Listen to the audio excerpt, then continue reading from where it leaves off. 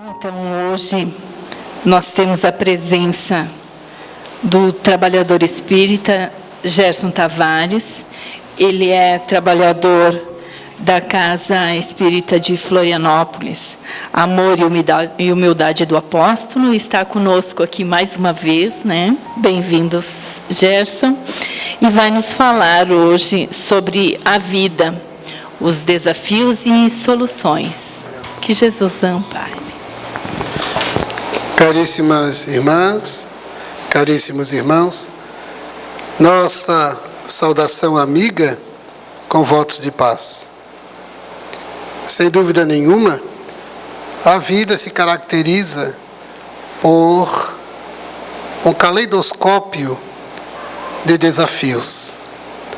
E não há como ser diferente.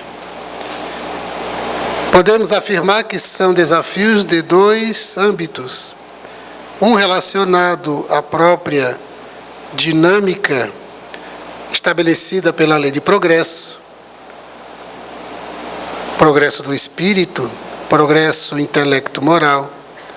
E outro âmbito dos desafios relaciona-se ao encontro com as consequências, os efeitos dos nossos atos perpetrados nesta encarnação, bem como aqueles outros praticados em outras reencarnações, e que ainda não foram devidamente resolvidos.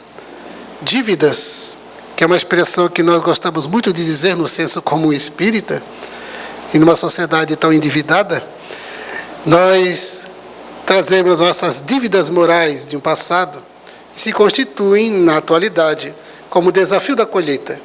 Tivemos a oportunidade da benção da semeadura, e a semeadura, como disse Jesus, a semeadura é livre. A semeadura é livre por causa do livre-arbítrio que temos, que Deus nos concede. Sem livre-arbítrio, nós não nos tornamos senhores de nossos atos. Sem livre-arbítrio, não há como nós nos responsabilizarmos pelos atos, nem também sermos credores, merecedores das virtudes. Então é necessário que a semeadura seja livre. Então disse Jesus, a semeadura é livre, mas a colheita ela é obrigatória, por inevitável. De tal modo que são dois âmbitos de desafios. Então a vida é caracterizada assim por desafios. No âmbito da dinâmica evolutiva, os desafios são necessários porque sem os desafios, que são estímulos ao progresso da inteligência e da moralidade, das virtudes, dos valores, das habilidades, das aptidões, de todos os recursos potenciais que temos latente, porque o espírito, como já foi dito certamente várias vezes aqui nesta mesa, bem como tive a oportunidade de ler nos textos que foram retroprojetados, várias vezes nós já ouvimos e lemos que o espírito é criado simples e ignorante. E o que nos retira da simplicidade e da ignorância é a lei de progresso, que se efetiva por meio das sucessivas reencarnações. As reencarnações é que retiram a condição de simplicidade e de ignorância.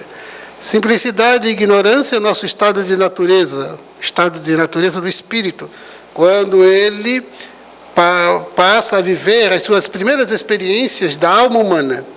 Antes de ser espírito, é princípio espiritual. Quando se torna espírito, ser individualizado, imortal, detém os potenciais de evolução intelecto-moral. Simples e ignorante, sem experiências, simples, sem conhecimentos, sem habilidades, sem aptidões, ignorante. Saímos da simplicidade e ignorância por conta da lei de evolução. E as reencarnações é que asseguram a evolução. Sem reencarnação não há evolução do espírito. Então é necessário, ou são necessárias as reencarnações. E na dinâmica da evolução das condições intelecto-morais do espírito imortal, os desafios são necessários. Sem desafios que se tornam imperativos e positivos, não há estímulos para o progresso. seus desafios marcados especialmente pelas necessidades. Notem como nós somos permeados de necessidades. Necessidades de todo tipo. A necessidade de manter o corpo, sustentá-lo para a sua manutenção, sua sobrevivência. A necessidade de protegê-lo, para preservá-lo e assegurar a continuidade desta existência no limite das possibilidades. As necessidades para nos proteger do ambiente hostil, principalmente naquele nosso processo de desenvolvimento antropológico. As necessidades de proteção do meio eram muito mais intensas do que hoje, embora hoje também são bastante exigentes, porque as pessoas no século XXI não têm segurança de ir daqui e ali, né? Têm muito receio com que seus filhos partam daqui para lá, sempre com esse receio de que possa acontecer.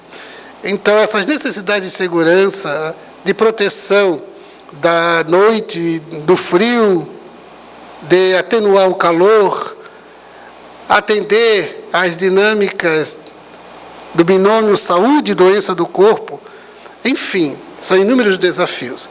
E para que tudo isso seja atendido, a inteligência ela é desenvolvida, os conhecimentos são adquiridos e o espírito passa a sair da ignorância. Porque sem os saberes, sem os conhecimentos, onde estaríamos? Onde estaria a criatura humana? Estaria ainda nas pelejas das savanas, das cavernas, não fosse o desenvolvimento da inteligência, a aquisição dos saberes. Foram exatamente essas conquistas e o desenvolvimento desses recursos cognitivos, intelectuais do ser, desenvolvendo aptidões, habilidades, possibilidades, que nós deixamos para trás aquele período antropológico tão hostil, tão severo, para construirmos um novo planeta. Modificamos o planeta graças aos conhecimentos, à ampliação dos saberes, da inteligência, fazendo com que o planeta fosse modificado. Das cavernas, olha só as nossas habitações. Então, nós observamos que, sem as reencarnações, esse processo de desenvolvimento, a construção das civilizações não teria ocorrido. Mas também temos outros desafios dessa dinâmica evolutiva, que é o desenvolvimento do nosso senso moral. E o senso moral considera-se uma amplitude de possibilidade de recursos, potencial de evolução. O senso moral, que nós falamos de valores, a ética, são os sensos que passam a ser desenvolvido, tornando-nos mais humanos, tornando-nos mais próximo das condições da angelitude, para deixar as condições humanas para nos tornarmos anjos. E nesse processo de evolução do senso moral, nós verificamos o quanto que nós crescemos. Graças ao desenvolvimento do senso moral, nós hoje pugnamos muito pelos direitos. Trabalhamos de forma exaustiva para assegurar o respeito aos nossos direitos, inspirar que as pessoas respeitem umas às outras. Nesses dias em que ainda há tanta discriminação e tanto preconceito, nós já desenvolvemos o senso de que é importante diluirmos, rompermos os estigmas, porque é sobre os estigmas que se edificam preconceito e discriminações, de todo tipo. Então, romper com os estigmas, para que as discriminações e preconceitos não existam mais. Nós já temos esse senso, somos capazes até de fingir que nós somos preconceituosos. Somos capazes até de dizer que não temos discriminação, e temos. Nenhum de nós ainda, acreditemos, nenhum de nós ainda escapa a esses pruridos de preconceito e discriminação. Todos nós, de alguma forma, uns mais intenso, outros menos intenso, mas nenhum de nós, por enquanto. Se fizermos um exame, um estudo pelo autoconhecimento dos nossos movimentos, nem sempre objetivos, mas os nossos movimentos subjetivos, a gente verificará que há, sim, lives de preconceito e de discriminação. Temos. Porque essa luta evolutiva, não é para a gente se sentir culpado, é a nossa luta evolutiva para rompermos com aquele nosso estado moral primitivo, do ponto de vista social, do ponto de vista da inteligência, nós já deixamos o primitivismo lá para trás. Mas do ponto de vista moral, nem tanto. Os próprios especialistas na nossa dinâmica cerebral falam que ainda nós portamos na nossa intimidade de sistema nervoso o cérebro reptiliano. E o cérebro reptiliano traz aquelas expressões ainda primevas. Quando o indivíduo se irrita, é o cérebro reptiliano que está atuando. Mas não é o cérebro, é a mente que ainda guarnece esse estado de espírito. É a alma que ainda não evoluiu a ponto de estagiar em níveis que dispense a irritação. A irritação é um comportamento ainda primitivo. A raiva é a primeira emoção humana. De todas as emoções, ao longo do processo antropológico, sociológico, psicológico da criatura humana, a raiva foi a primeira. Ou melhor, a segunda, porque o primeiro foi o medo. Medo, depois a raiva. A raiva por causa do medo. Então, a raiva é a segunda maior, a segunda emoção da criatura humana. E nós, século XXI, quando nós sonhamos em colonizar Marte, porque a gente ainda não abandonou o espírito colonizador, a gente está destruindo, acabando com o planeta e queremos colonizar Marte. Porque dizem alguns que, sem irmos para outros planetas, a humanidade perecerá. Então perecerá, porque não logrará esse êxito. Ou seja, colonizar Marte, sonha-se, e ainda mantém, no século XXI, ou aquele que deseja colonizar Marte, de inteligência artificial tão extraordinária, ainda não controla a própria raiva. O indivíduo que deseja fazer viagens interplanetárias não fez a viagem interior. Perceba os nossos desafios, o quanto ainda vivemos um período muito paradoxal. Inteligência artificial e pouca inteligência emocional. É impressionante, mas é da nossa realidade, é da nossa dinâmica ainda. Então, nós verificamos que para o desenvolvimento moral, o âmbito moral, o senso moral, que precisa ser desenvolvido, nós precisamos dos desafios. A vida em sociedade é este desafio e muito importante para o desenvolvimento do nosso senso moral. Sem essa relação na dinâmica de grupos, na dinâmica coletiva, nós não somos avaliados, testados, experimentados, estimulados ao desenvolvimento do senso moral. Por isso, vivemos em sociedade. No capítulo que trata da lei de sociedade, que é a parte terceira do Livro dos Espíritos, a primeira pergunta, Allan Kardec questiona aos imortais se a vida em sociedade é lei da natureza ou lei de Deus. Os Espíritos afirmam sim, é lei de Deus. A vida em sociedade. Aristóteles, filósofo grego, já falava à sua época, somos seres gregários por natureza. E os Espíritos vêm e confirmam, somos seres gregários.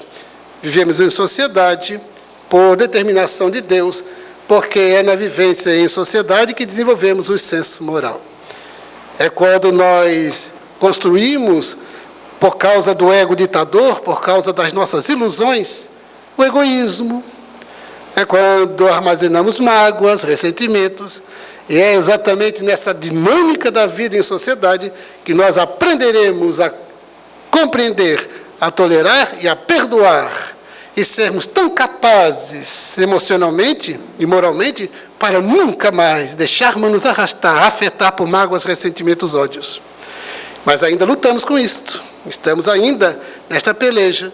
O grande objetivo do processo evolutivo é chegarmos um dia em que não estaremos mais vulneráveis, não apresentaremos mais nenhum espaço mental, emocional, para mágoas, ressentimentos, ódios.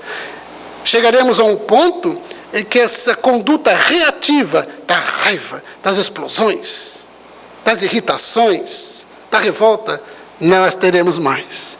Até lá, nós precisamos dos desafios para que possamos despertar a consciência, aprender e com os efeitos dos nossos equívocos, aprender com os efeitos.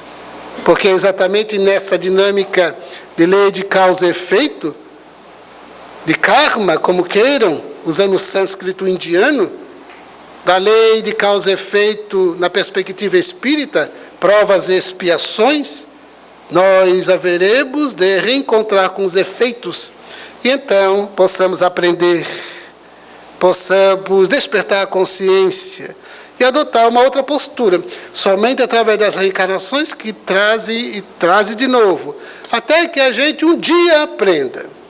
Deus não tem pressa. A questão de melhorar os passos, qualificar os passos, para que possamos ser felizes o mais rápido possível, é uma questão nossa, é uma demanda nossa. Deus é paciente. Então, são desafios, sim, a existência na Terra. E não há como ser diferente. Não tem como. É preciso que seja. Mesmo sem analisar sob essa perspectiva da nossa espiritualidade, da nossa imortalidade, da nossa lei de evolução, sem mesmo analisar na perspectiva espírita, todo aquele que estuda a dinâmica da alma, da mente humana, da evolução humana, do progresso humano, constata que são inevitáveis os desafios. Carl Gustav Jung, da psicologia analítica, ele estabelece que frustrações, decepções, tristezas fazem parte da nossa jornada de amadurecimento psicológico. Ele denomina de individuação esse processo que, na nossa perspectiva espírita, é a evolução. Ou seja, todos aqueles que estudam se dão conta da necessidade dessa dinâmica desafiadora, numa angulação para que sejamos estimulados ao crescimento intelecto-moral, noutra angulação de desafios para que possamos nos recuperar dos erros perpetrados sob a orientação do ego atormentado, do materialismo, do hedonismo, da indiferença, de tal modo que a existência é caracterizada indiscutivelmente por desafios. Mas a doutrina espírita vem em nosso socorro para nos apresentar as verdades relacionadas à nossa transcendência, para devolver a nós, para que resgatemos a alegria de viver.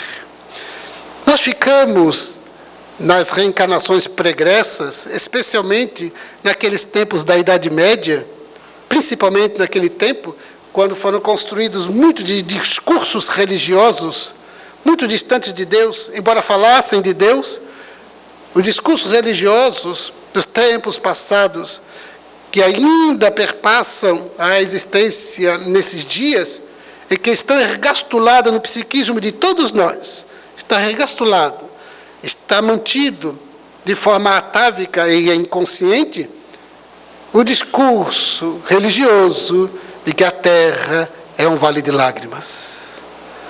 Uma outra fala de um discurso religioso: a felicidade não é deste mundo. E outra fala: Deus castiga, Deus pune. Então, esses discursos chegaram até nós num formato de aluvião e repetidos, reiterados, no ambiente religioso.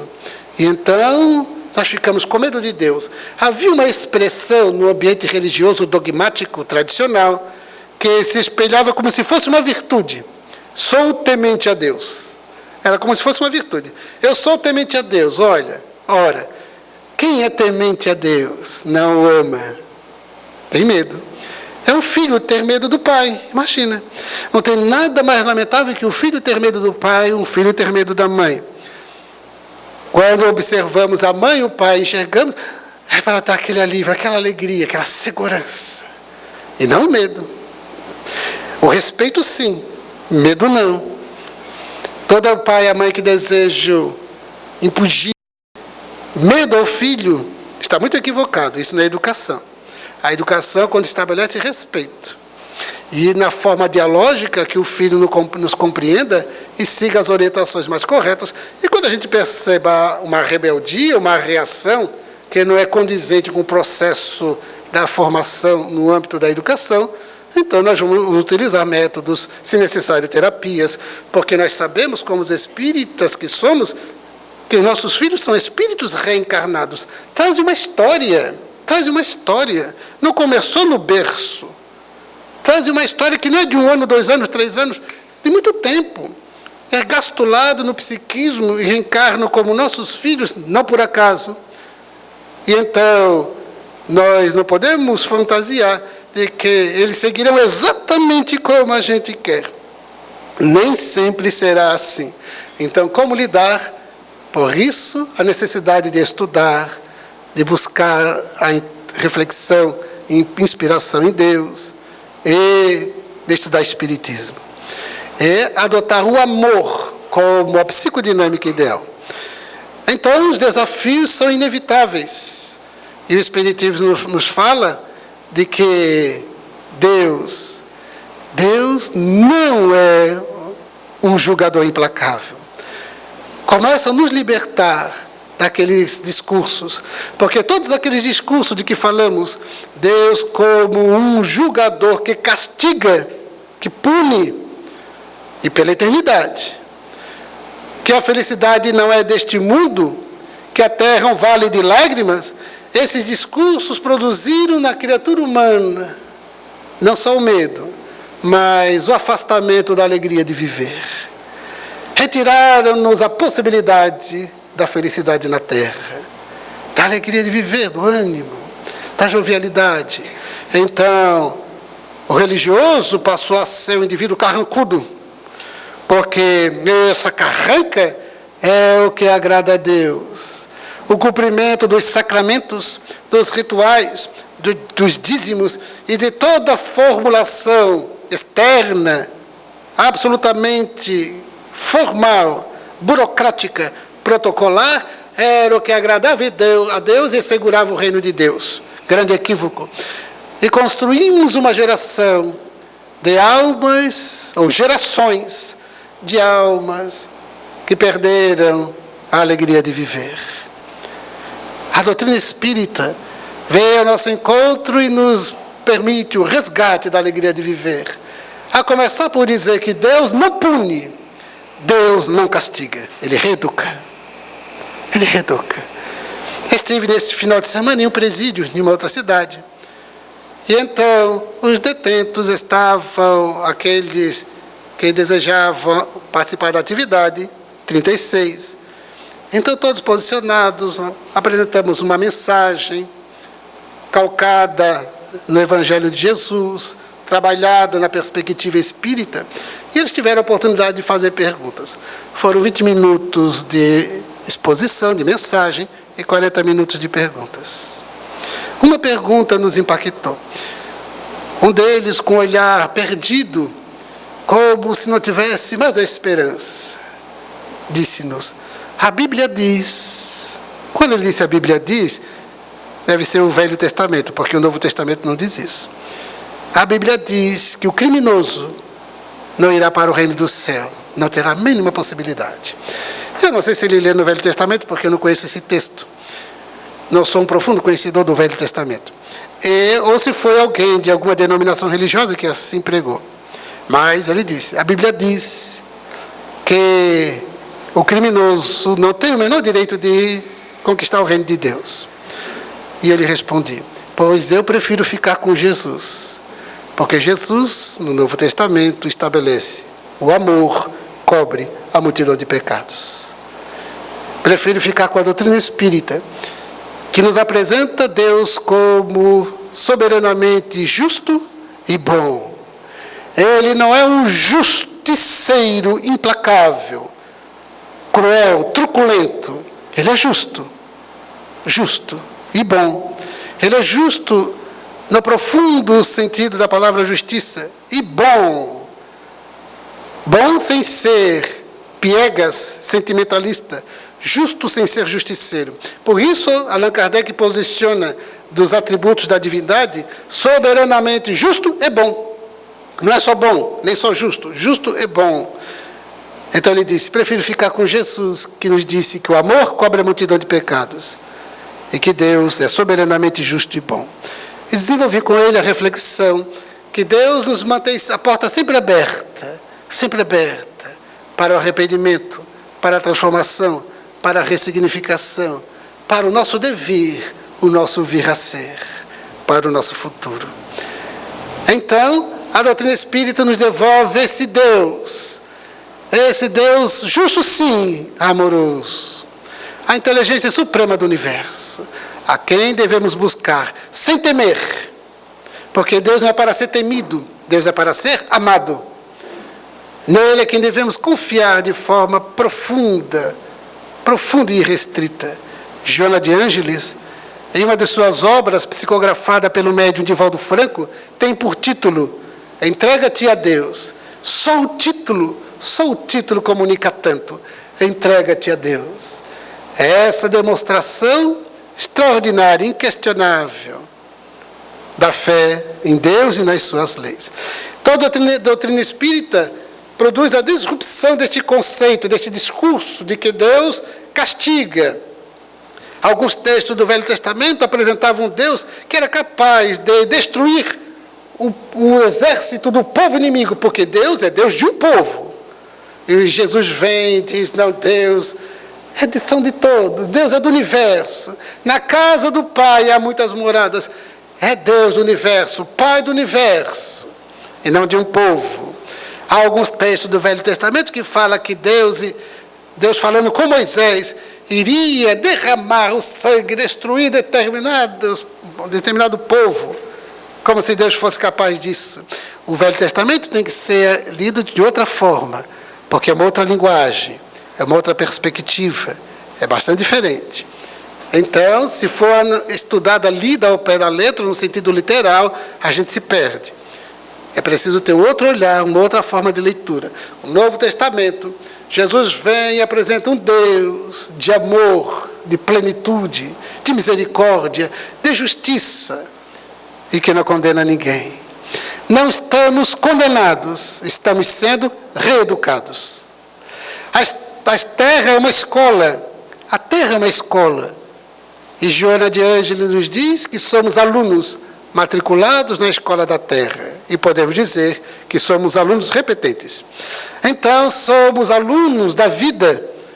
E a terra, no atual momento evolutivo, no atual contexto, é o mundo, na classificação kardeciana, de provas e expiações. O que significa dizer que as almas que aqui ainda encarnam encontram-se às voltas com suas imperfeições, mas com muitas conquistas já, que nos permitem estarmos aqui. Se nós não tivéssemos já um outro interesse, um outro olhar sobre a vida, não estaríamos aqui.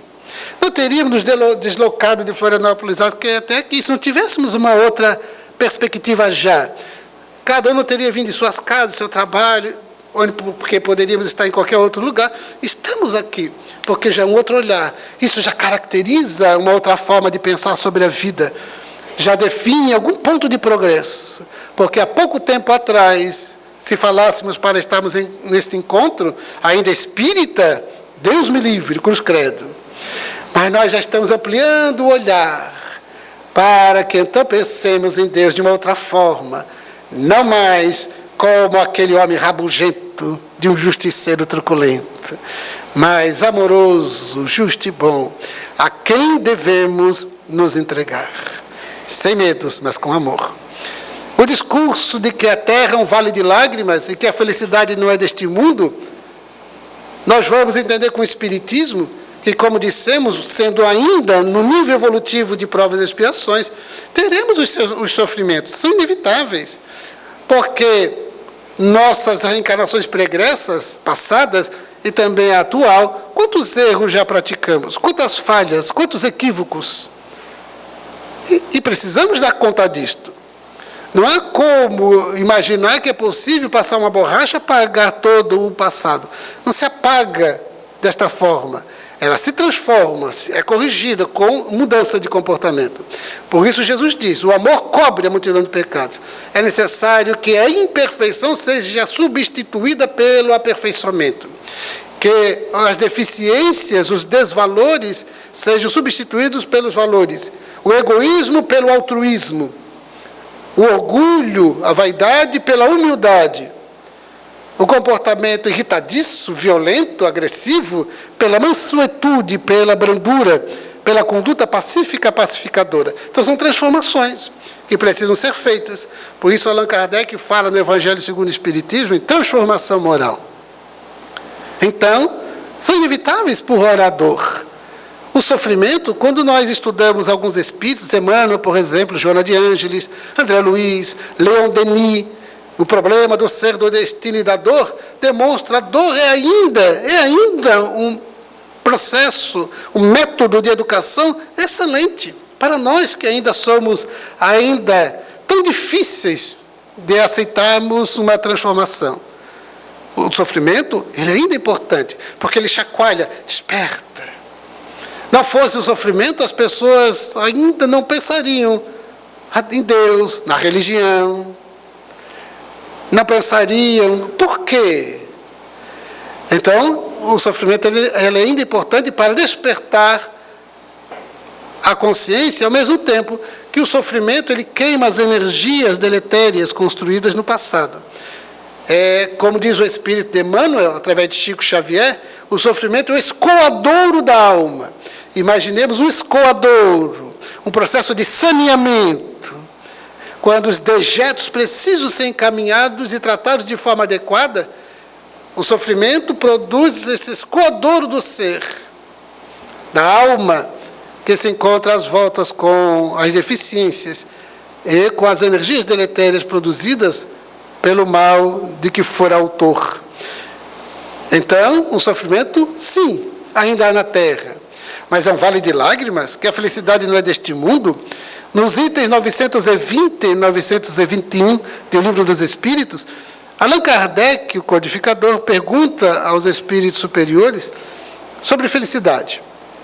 Ele pergunta se é possível na Terra gozar da felicidade completa, absoluta. Então, Allan Kardec vai, como educador, ele vai do ponto de vista ideal, a felicidade completa. E cabe a pergunta, o que é felicidade? Para a gente considerar o que é completa e não é completa.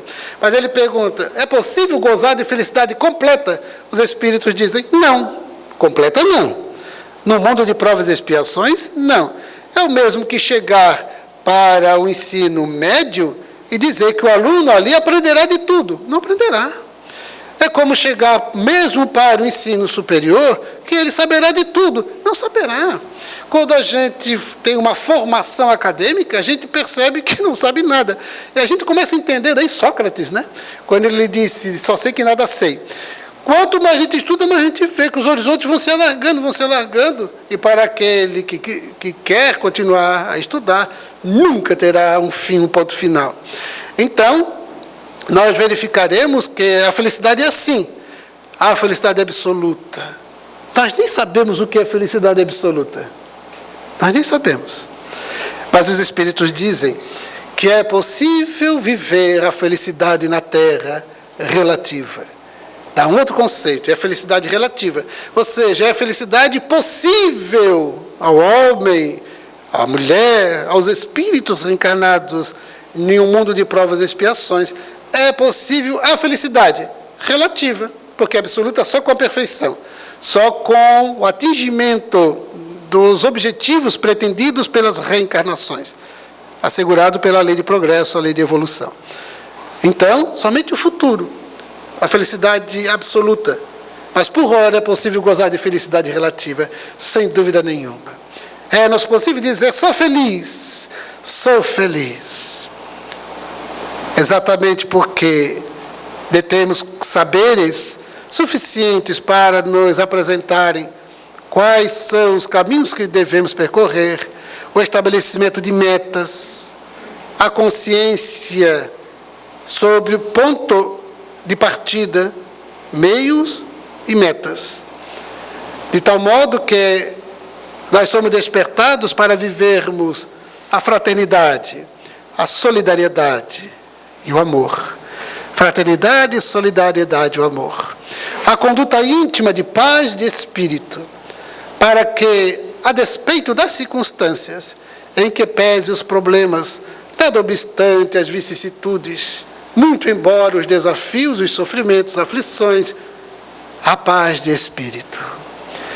Essa condição interna, subjetiva, que é para se tornar inabalável, invulnerável aos acontecimentos ambientes, seja qual for o contexto. Aconteça o que acontecer, surja o que surgir na nossa dinâmica existencial, essa paz de espírito deve ser preservada. Como diz o espírito Joana de Ângeles, que não autorizemos que o turbilhão de fora se torne o turbilhão de dentro. Quase sempre nós introjetamos as condições ambientes, os eventos, acontecimentos. Fazemos da tristeza, do sofrimento, da aflição, do desafio, das questões não desejadas, nós nos identificamos com elas. E então o indivíduo murcha. Roberto Assadioli, da psicologia, do psicólogo italiano, pai da psicossíntese, ele faz uma reflexão, lição muito importante, quando ele trabalha a identificação e a desidentificação. Então ele diz que tudo aquilo com o que eu me identifico me domina. Tudo aquilo do que eu me desidentifico, eu domino. Então muitas pessoas vivem uma experiência de tristeza. Quem de nós já não viveu? E viveremos, porque faz parte da dinâmica da vida. Agora, quando eu me identifico com a tristeza, ela penetra e toma conta do ser, com os riscos de conduzir à depressão. Então o indivíduo se identifica com a tristeza. O indivíduo tem uma enfermidade. Então acontece uma enfermidade no corpo e a pessoa se identifica com a enfermidade. Então, corpo e alma estão totalmente enfermos, porque a pessoa se identifica. Ela muda até a sua postura. Ou seja, dá a impressão que se eu não fizer cara de doente, de sofredor, eu não vou acolher, não vou receber a piedade, porque nós gostamos muito de sermos os infelizes, para que os outros nos lancem os seus recursos caritativos. Então, o indivíduo se identifica com a enfermidade. E então, ele é enfermo. Quando ele passa a dizer, eu sou doente, ou quando ele valoriza a enfermidade e passa a lutar contra a enfermidade. Então, ele vai ao médico, adota um método, uma técnica de terapia para o corpo, mas atacando ou contra-atacando a enfermidade. A questão é o quanto que o indivíduo se identifica com a saúde, para focar a saúde e não a doença. Então o indivíduo fica contra-atacando a enfermidade e deixa de desenvolver um estado íntimo de saúde, porque nós estamos enfermos, mas somos saudáveis. Era para ser assim. Bem, eu estou enfermo, mas sou saudável. Significando que eu estou focando a saúde, estou trabalhando no processo para a recuperação do organismo. Com quem me identifico? Então, aqueles que se identificam com a frustração, com a decepção, se identificam com o mal que o outro faça ou queira fazer para si. Então, a pessoa é a vítima sempre. É a vitimização. Sempre a vítima. É por isso, eu como espírita, e as pessoas pensam que a gente é espírita e pregador e trabalhamos na casa espírita, o espírita faz trabalho. Que o espírita faz trabalho. Uma vez fui apresentado para uma equipe de trabalho profissional, e então uma dos componentes do grupo, mas você é espírita, né? Gerson Tavares, tu és espírita? Sim, eu sou espírita. Ou melhor, ela perguntou assim, Gerson Tavares, tu mexe com o espiritismo? Não, não mexo. Eu não mexo com o espiritismo. O espiritismo é que mexe comigo. Então as pessoas vão, mexe, faz trabalho. Então, muitos já me perguntaram como é que se combate o olho gordo, o mal-olhado, a magia negra. Então, veja, sempre há alguma coisa, alguém fazendo contra si. A pessoa é vítima. Ela é uma vítima, mas é uma santa, porque dela não tem nenhum mal-olhado, nem olho obeso, nem qualquer trabalho contra a pessoa. Então, as pessoas estão preocupadas sempre contra alguém, contra si. Ele mesmo. Por isso, Jean-Paul Sartre, filósofo francês, ele afirma, o inferno são os outros. Então, quando nós descobrimos que o inferno pode estar dentro de nós, como também a luz está, vós sois deuses, brilha a vossa luz. Por essa razão, nós vivemos os desafios em um mundo de provas e expiações para aprendermos a estabelecer a serenidade interior, paz de espírito, nunca a revolta, nunca o desespero. paremos de reclamar. Não reclamemos. Não reclamemos contra a vida, contra Deus. Não perguntemos a Deus, por que comigo? Como uma amiga, Gerson narrou o que estava ali acontecendo, e ela me perguntou, porque o espírita tem resposta para tudo. Ela me perguntou, por que está acontecendo isto comigo? E eu lhe disse, a reflexão é diferente, né? A reflexão não é, por que está acontecendo comigo? Você deve pensar, por que não comigo? Pode ser com os outros, com o vizinho, com todo mundo, mas comigo, Senhor. Então, por que não contigo? É possível sim contigo. Nós estamos postos e expostos. Estamos postos na terra e expostos. Todos estamos expostos. Um amigo espírita, fui fazer um seminário um sábado de tarde, numa casa espírita em Florianópolis. E eu fui a pé. Eu moro no centro, até o bairro dele, não é muito longe. Então, estava uma tarde muito agradável. Então, eu fui caminhando. E então, ele soube, percebeu que eu fui a pé. Ao terminar o seminário, no final da tarde, ele assim, Gerson, deixa eu me levar, te dar carona até a tua casa, porque assim eu converso um pouco contigo. Então, tranquilo. Daí, na ida, ele dirigindo e me contando. Há 2 meses que eu não durmo em paz. Há 2 meses que eu vivo sobressaltado e numa profunda angústia. Acontece que há 2 meses eu fui pegar minha mãe no edifício onde ela mora, no Estreito, que é um bairro localizado no continente. Fui pegar minha mãe, parei na frente do edifício e aguardei que ela descesse, saí do carro, fiquei esperando na frente do prédio. Para uma moto com 2 homens que apresentam-me uma arma e eu levo meu carro com muita gentileza. Então eu levo meu carro depois de ser ameaçado com arma. E então eu não fiquei mais em paz. Porque toda semana eu estou no centro espírita. Eu estou sempre nas palestras, estou no grupo mediúnico, estou nos grupos de estudos, faço o evangelho no lar em casa. E então eu te pergunto, Gerson, por que aconteceu isso comigo? Eu respondi, porque você não é exceção. Nós não somos, por sermos espíritas e trabalhadores, nós somos privilegiados. Deus não estabelece um regime de exceção. Agora você está deixando de refletir sobre um outro ângulo. Imaginemos nós que fossem indivíduos que estivessem extraordinariamente nervosos e disparassem a arma contra você. Ou você tivesse uma reação intempestiva e eles atirariam. Porque na lógica deles, eles não têm nada a perder. Ou se fosse bem no momento que sua mãe já estivesse ali, saindo da portaria, indo ao seu encontro, ela tivesse qualquer movimento. Então nada disso aconteceu e você está tão impactado. Lembre-se que quem nos ensina isso é Joana de Ângeles.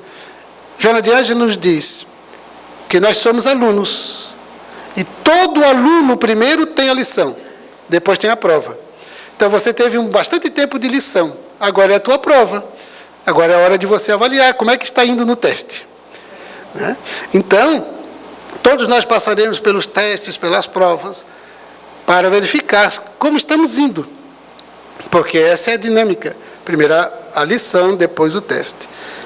Então, não cobre de Deus ação ou tratamento de privilégio.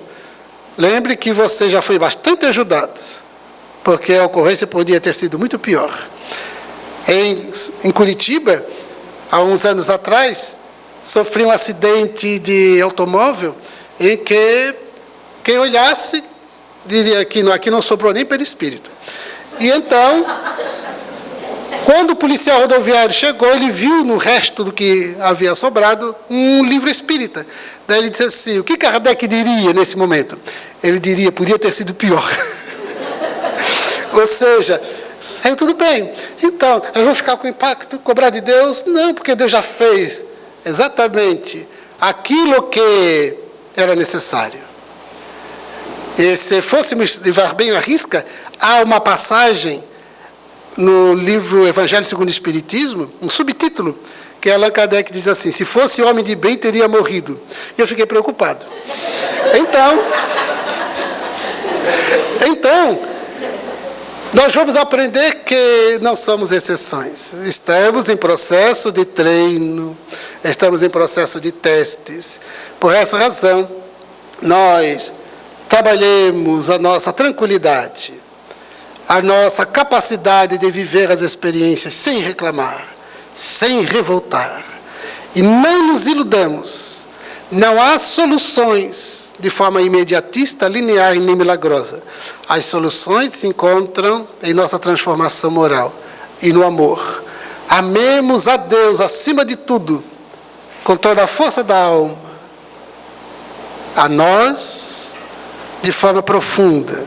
Não estamos falando de orgulho nem de vaidade, mas alto amor, amar-se, aceitar-se como se é, e reconhecer-se pelo autoconhecimento com as qualidades, com as deficiências e produzindo as transformações que se forem necessárias. E amar o próximo. Não há como alguém ser feliz e construir paz íntima sem amar o próximo. Não há como. O amor é a solução. O amor é o que felicita. Por isso, a fraternidade, a solidariedade, a caridade. Por essa razão, a necessidade do respeito. O respeito recíproco, o respeito ao próximo. Porque não há como falar de amor sem respeito. É necessário o respeito. Se não há respeito, como queremos falar de amor? Amar, como diz o Espírito de Emmanuel, através de Chico Xavier, amar o próximo mais próximo. Por que ele diz isso? Porque nós amamos com muita facilidade o próximo distante. Porque o próximo distante é mais tranquilo. A gente pega uma cesta básica, compra, doa lá. Ah, quanto amor. Porque é muito bom amar. Uma amiga, ela de tempos em tempos, ela refaz o seu guarda-roupa. E então ela coloca todas as roupas das quais ela quer se livrar no porta-mala do carro e ela me liga. Me liga, Gerson, vou deixar na tua portaria. Já está até acostumada, nem se preocupa mais. Vou deixar na tua portaria umas sacolas para você dar para os pobres, porque nós adoramos pobres. Eu quero dar para os pobres, é bem assim. Não é para quem necessita, para quem vai ser útil, para os pobres. Porque daí ela completa. Porque é tão bom ajudar, né? É tão bom fazer a caridade. Eu disse, não imagina como. É muito bom. Então ela dá para que o outro faça, né? Porque ela não vai. Então, esse amar o próximo distante é tão bom, é tão fácil. A gente doa para a criança a experiência. Que alma boa eu sou. Eu sou uma alma muito doce. Mas o Emmanuel diz, amar o próximo mais próximo, porque esse é mais complexo, mais difícil. Porque a gente sabe o nome. A gente sabe o nome, a gente já sentiu o hálito. A gente tem o contato. Já viveu as suas ações, suas reações. Nós estamos na interação, o próximo mais próximo, diz Emmanuel. Porque para amar legitimamente o próximo distante, sem amar o próximo mais próximo, nós somos indivíduos que representamos. A gente representa quem ama, enquanto aqui a gente é o verdadeiro. Então a gente faz de conta que ama lá, e aqui a gente é o que é. Por isso, amar o próximo mais próximo, diz Emmanuel, na compreensão, na tolerância, na aceitação, no respeito e no suportamento. Uma vez, uma amiga de uma outra cidade, de um outro estado, ela me ligou tarde da noite e me disse assim, Gerson, queria saber a tua opinião. E me contou, o marido, ela o surpreendeu em adultério. Quando ele foi surpreendido em adultério, ela teve um AVC. O AVC ficou com as sequelas bem importantes. E então ela me disse, esse desgraçado, eu vou abandoná-lo. Então eu disse, nessa circunstância, ele com essas sequelas, mas é castigo de Deus. Nós somos tão fraternos, nós os espíritas. Porque é castigo de Deus, né? Deus observou, ele fez mal, agora vou te castigar. E então, como ele é espírita, o que facilita o diálogo, como ele é espírita palestrante, ele disse, o que diz a parábola do bom samaritano? Você pode me contar? Tinha um homem que estava vindo de Jerusalém para Jericó. Quando Jesus vinha de Jerusalém para Jericó, aí já tem lições importantíssimas do ponto de vista psicológico, social, muito importantes. Por causa do tempo a gente não vai trabalhar. Mas então vinha de Jerusalém para Jericó, e então é assaltado, e é espancado e deixado quase morto. Daí passa um levita, o levita estava acima do bem e do mal, se esperaria tudo de bom dele, olha, e passa. Vem um sacerdote que se esperaria tudo de bom, não, ele segue adiante. Mas vem o samaritano, que era na sociedade discriminado, desclassificado. Era ninguém samaritano. Veja como Jesus pega os personagens para dar lição. Jesus é de uma habilidade pedagógica, de educação fantástica e psicológica.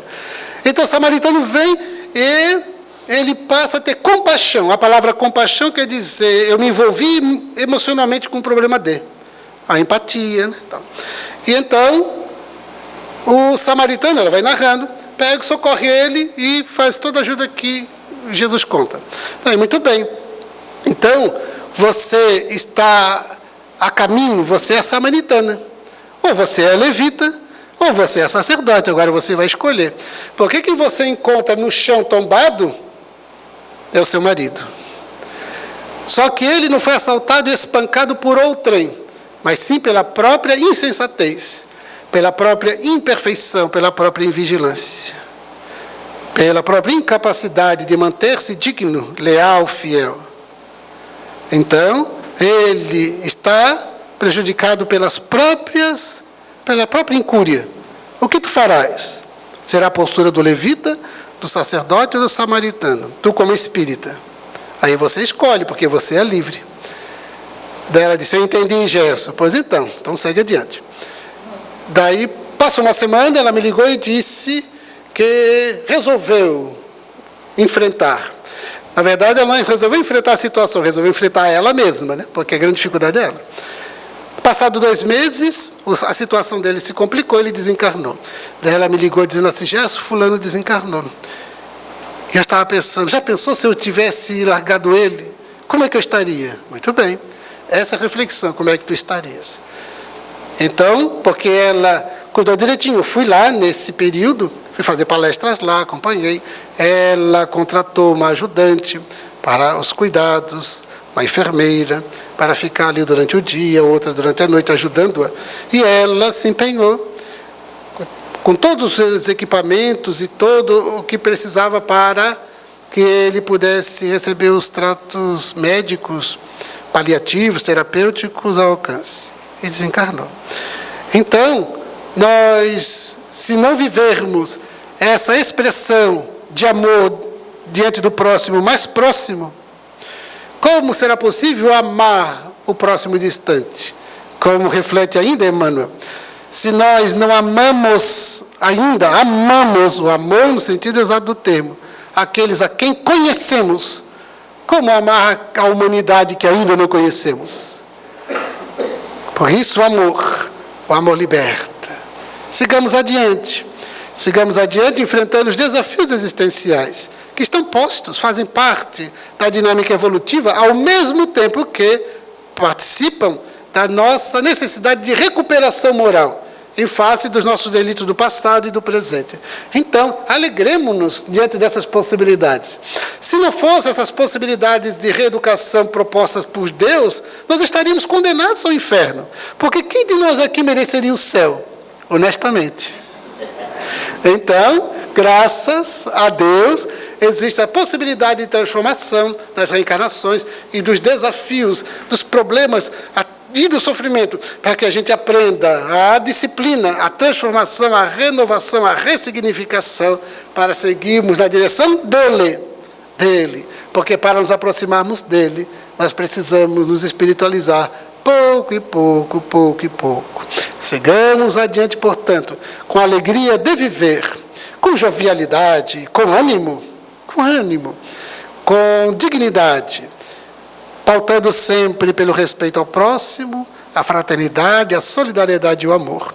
E nos libertemos pouco e pouco de um passado, avancemos na direção do futuro, porque nós somos seres de futuro. Que então possamos manifestar nossa gratidão a Deus e a Jesus, aos espíritos amigos, pela oportunidade deste encontro, e nos permita outras tantas oportunidades semelhantes. Assim, nossa gratidão a esta abençoada casa, como também manifestamos particular gratidão às senhoras, aos senhores e aos jovens presentes, pela atenção educada, pela presença paciente, enquanto formulamos os nossos votos de muito progresso, os nossos votos de muita paz. Muito obrigado.